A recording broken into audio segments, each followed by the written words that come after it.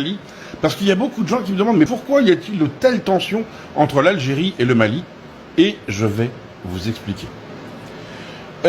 Comme vous le savez, le Mali, quand il était plus ou moins sous la coupe de la France, jusqu'à il n'y a pas très très longtemps, faut pas se mentir, eh bien le Mali était parmi les pays les plus pauvres, alors que son sous-sol regorgeait de gaz et de pétrole.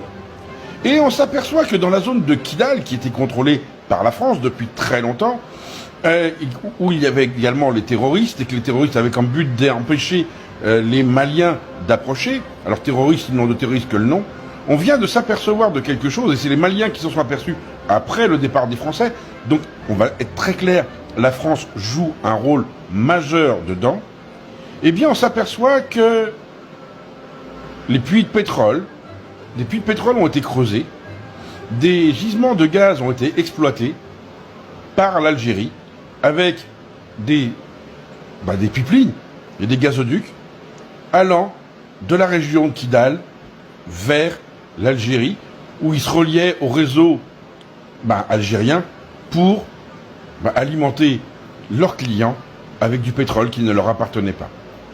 Oui, la France est complice, mais c'est bien l'Algérie qui l'a fait. Et pourquoi l'Algérie, quand les Français ont dit on s'en va, ils ont tout de suite fait monter la sauce terroriste pour éviter que le Mali s'aperçoive que depuis probablement des décennies, le gaz algérien et le pétrole algérien étaient maliens. Forcément, les Maliens l'ont mal pris. Et ils en veulent à Paris, et ils ont raison, mais ils en veulent surtout à Alger. Alger, ce pays qui se dit indépendant, a profité que la France lui a offert de voler le Mali. Alors quand l'Algérie parle d'Union africaine, faites-nous confiance, où est la confiance? D'ailleurs, pourquoi l'Algérie veut que le Polisario prenne dans le Sahara, prenne le Sahara marocain? Pour les mêmes raisons. Pourquoi l'Algérie finance les terroristes maliens? Pour reprendre le pétrole. La raison, elle est là. L'Algérie vole depuis 1962 le pétrole et le gaz malien. Alors, les Maliens sont tout à fait conscients qu'il n'y aura jamais un paiement de la part de l'Algérie. Par contre, maintenant, l'Algérie, les vannes sont coupées. Et d'après certains experts, alors ce sont des experts, moi je ne suis pas spécialiste, la capacité de production pétrolière et gazière de l'Algérie vient de chuter de 76%. Et ce serait une des raisons pour lesquelles les BRICS ont dit « Stop, on ne veut pas de vous. Vos richesses ne sont pas les vôtres, ce sont celles du Mali. » Et comment ils le savaient, les BRICS? Parce que Wagner était au Mali. Et que Wagner s'est aperçu de tout ça. Et où est-ce que les Russes ont tout de suite été chasser les terroristes? Et ils se sont aperçus qu'ils avaient des uniformes algériens autour de Kidal, là où il y a des puits de pétrole et des systèmes d'extraction gazier. Donc vous voyez, en fait, ce pays qui se dit sauveur de la liberté, ce pays qui se dit sauveur du monde libre, est juste un petit voleur. C'est un petit pays qui se sert de son ancienne colonie pour obtenir des privilèges. C'est pour ça que l'Algérie est fâchée contre la France, puisque la France ne veut pas dire que le Polisario est légitime propriétaire du Sahara. Et la France a même été jusqu'à dire que l'autonomie du Sahara ne pouvait passer que par des lois marocaines et que le Maroc était entièrement souverain dans le Sahara. Forcément, ça leur plaît pas. N'oublions pas que presque 50% du territoire algérien a été pris à la Mauritanie, au Mali, au Maroc, à la Tunisie et à la Libye.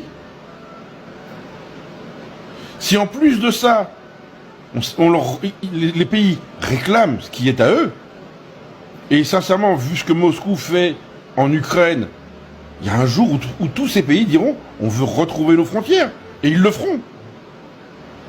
On s'aperçoit que l'Algérie maintenant c'est un confetti. Et on comprend que les Kabyles veuillent se séparer d'eux.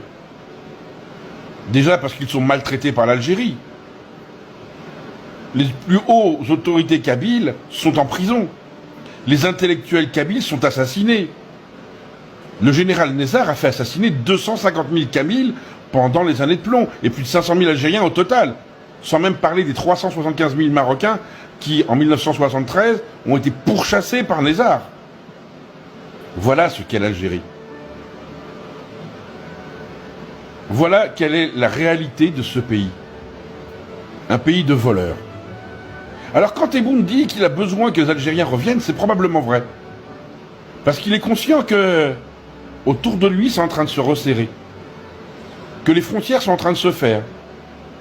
Et que l'air de rien, l'alliance des pays du Sahel, qui sont tous soutenus par Moscou et Pékin, et du Maroc, qui est une alliance illogique, puisque le Maroc est plutôt soutenu par les États-Unis, ça montre à quel point plus personne ne fait confiance à l'Algérie. Et c'est une véritable tragédie pour le peuple algérien. Que va devenir l'Algérie avec 80% de gaz en moins, à 76%, 80% de pétrole en moins? Comment vont vivre les Algériens? Que reste-t-il aux Algériens pour payer leurs dettes? Rien. 2024 s'annonce très difficile pour l'Algérie, et je suis curieux de voir comment le gouvernement algérien et le peuple algérien vont réagir. Et si ce peuple ne réagit pas, c'est que vraiment il y a un grand problème au niveau de la population algérienne. Et je suis persuadé que déjà la Kabylie va avoir de plus en plus de force, sachant que maintenant ils sont plutôt l'écoute de Moscou. Et ça s'appelait pas non plus Alger, hein, on est bien d'accord. Mais ça va pas être facile pour l'Algérie d'expliquer comment, depuis 1962, ils volent les ressources du Mali. Sur ce, soyez heureux, rendez heureux, réfléchissez un peu.